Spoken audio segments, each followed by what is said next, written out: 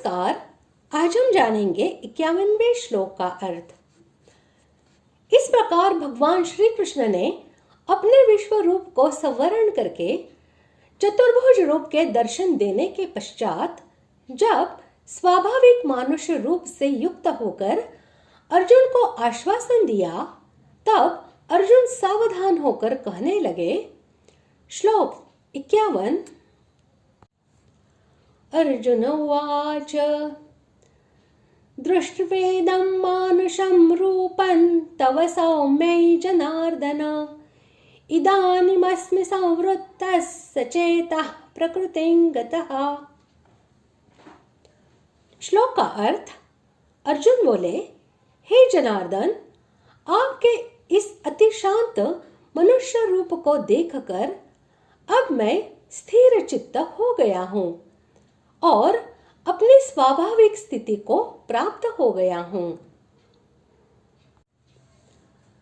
भगवान का जो मानुष्य रूप था वह बहुत ही मधुर, सुंदर और शांत था तथा पिछले श्लोक में जो भगवान के सौम्य वपु हो जाने की बात कही गई है वह भी मानुष्य रूप को लक्ष्य करके ही कही गई है।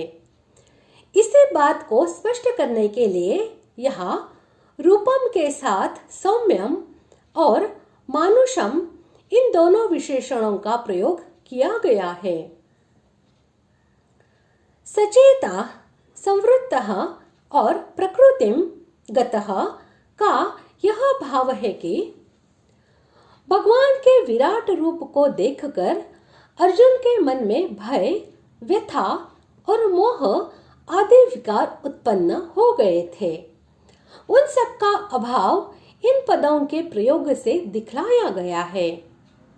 अभिप्राय यह है कि आपके इस श्याम सुंदर मधुर मानुष रूप को देखकर अब मैं स्थिर चित्त हो गया हूँ, अर्थात मेरा मोह, भ्रम और भय दूर हो गया है और मैं अपनी वास्तविक स्थिति को प्राप्त हो गया हूँ, अर्थात भय और व्याकुलता एवं कंप आदि जो अनेक प्रकार के विकार मेरे मन, इंद्रिय और शरीर में उत्पन्न हो गए थे, उन सब के दूर हो जाने से अब मैं पूर्ववत स्वस्थ हो गया हूँ।